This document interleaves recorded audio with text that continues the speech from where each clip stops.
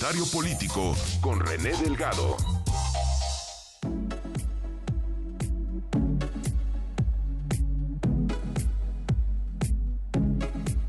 Seis minutos antes de las 9 de la mañana, vamos con el comentario político de René Delgado. René, ¿qué tal? Buenos días.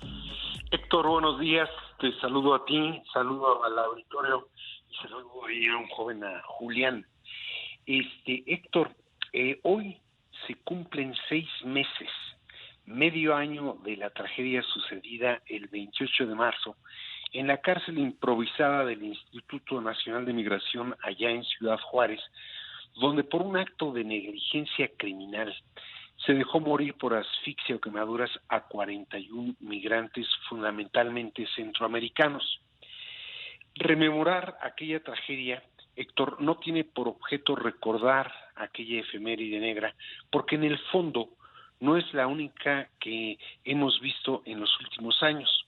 Ese mismo año, poco después de aquella tragedia, estuvo el rescate de 131 migrantes cerca de Matehuala, San Luis Potosí, sujetos de secuestro o de trata de personas, o estuvo la muerte de 55 más a causa de la volcadura del tráiler que los transportaba en Chiapas allá en el 2021, o en el pasado relativamente remoto, la matanza en agosto de 2010, de 72 de ellos allá en San Fernando, Tamaulipas. Una relación exhaustiva de las tragedias que sobreviven y que a veces no sobreviven quienes transitan por el territorio nacional, con el propósito de encontrar en Estados Unidos un horizonte más esperanzador que el que les depara la violencia criminal, el cambio climático, el desempleo o la situación política en su lugar de origen, resultaría espeluznante.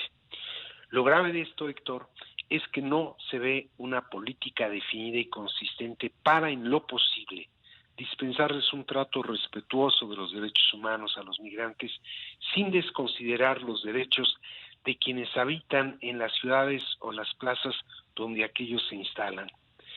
Cuando ocurrió la tragedia en aquella cárcel improvisada del Instituto Nacional de Migración, se dijo que se iba a crear una coordinación, se dijo que se iba a crear una Procuraduría del Migrante o que se iba a modificar la política migratoria, pero no se hizo nada. Tan no se hizo nada, Héctor, que el director de ese instituto, Francisco Garduño, un especialista en cuestiones carcelarias, sigue en su puesto. Y aunque está sujeto a proceso, ese funcionario no ha aparecido en estos días en que de nuevo se vive una crisis humanitaria con la oleada migratoria. No ha rendido cuentas aquel funcionario, como tampoco lo hizo el entonces secretario de Gobernación, Adán Augusto López, quien incluso quiso resbalar la responsabilidad en la Secretaría de Relaciones Exteriores. Hubo pues esa tragedia y superado el natural escándalo derivado de dejar morir a 41 migrantes bajo custodia del Estado mexicano, se volvió, a valga el absurdo, a la normal anormalidad. Ahora, a raíz de la crisis que se vive estos días y que ha desbordado a las autoridades de aquí e incluso de Estados Unidos, el presidente López Obrador, según el dicho del gobernador de Oaxaca, pretende realizar una reunión cumbre con los cancilleres de 10 países expulsores de migrantes para elaborar un plan que en noviembre presentaría al presidente de Estados Unidos, Joe Biden, a fin de encontrar alguna fórmula de entendimiento para temperar ese fenómeno. La decisión sorprende por una razón. Al inicio del sexenio se anunció una política de puertas abiertas.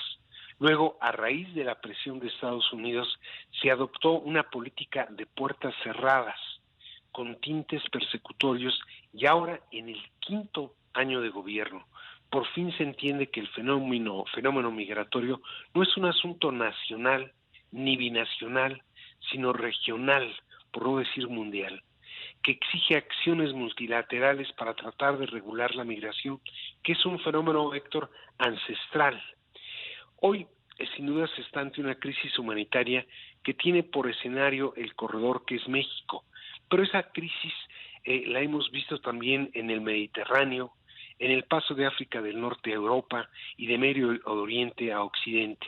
En tal virtud, asombra que apenas al quinto año de gobierno se entienda o que se trata de, no de resolver, porque ese es un fenómeno, ese no es un problema, de administrar el fenómeno migratorio se haga al quinto año de gobierno, porque suponiendo que prosperara la cumbre, suponiendo que se llevara a cabo el encuentro entre Joe Biden y Andrés Manuel López Obrador, quedarían tan solo 10 meses para tratar de corregir un asunto que pinta como una tragedia, Héctor. Y sin haber creado este organismo que iba a sustituir al Instituto Nacional de Migración, como apunta René, el propio padre Solalinde había señalado que él iba a estar como al frente, ¿no? En el aspecto ciudadano de este nuevo organismo en materia de migración, cuando la cuestión de lo que se vive ahorita, vemos los campamentos afuera de la Central del Norte de Autobuses, en Iztapalapa, otro que está por la Calzada de los Misterios, está desbordado el tema. Esto ya es un tema de una situación realmente catastrófica, René. Así es, fíjate que oía decir a la canciller Bárcenas que estaban pensando en hablar con Panamá para tratar de evitar que crucen el tapón del Darién. Pero el hecho, Héctor, es que estamos viendo ya no solo a centroamericanos, sino incluso a africanos, europeos, y la crisis que tú pintas en la Ciudad de México es la que se vive en Tijuana, en Juárez, en Tamaulipas, y en ese sentido sí creo que más allá de voluntades personales, tendría que haber ya una suerte de asomo por parte de Naciones Unidas para tratar de evitar esas tragedias que duelen tanto. Sí, es un tema humanitario. Esperemos que se tome con la seriedad debida, más allá, por supuesto, del diálogo internacional para este problema, pero también en el aspecto interno urge que se tome medidas en el asunto. No tanto de restricciones, prácticamente imposible por Chiapas frenar el flujo migratorio, pero sí para que tengan, digamos, una especie de trato digno estas personas migrantes, René. Es que mira, Héctor, no se ha advertido que es parte del efecto de la pandemia. Sí.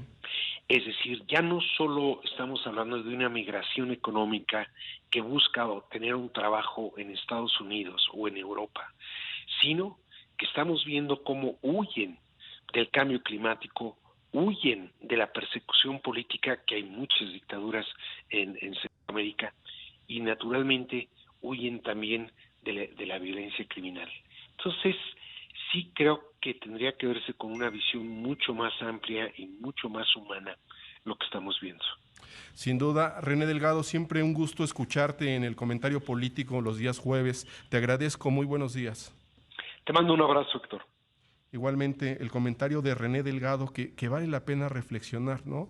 También el tema de la dignidad humana de los migrantes que son extorsionados por el crimen organizado, desaparecidos en algunos casos, es un tema realmente muy, muy complejo.